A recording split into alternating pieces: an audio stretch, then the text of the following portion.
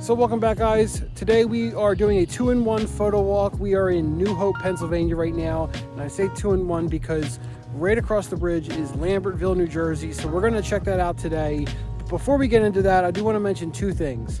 One, I am currently in a collaboration with a company that is letting me test out a new plugin for Final Cut Pro, and I'm excited to share some details about that with a video to come in the future.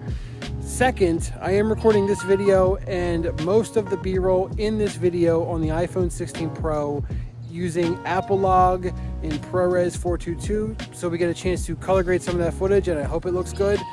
But anyways, let's get to it.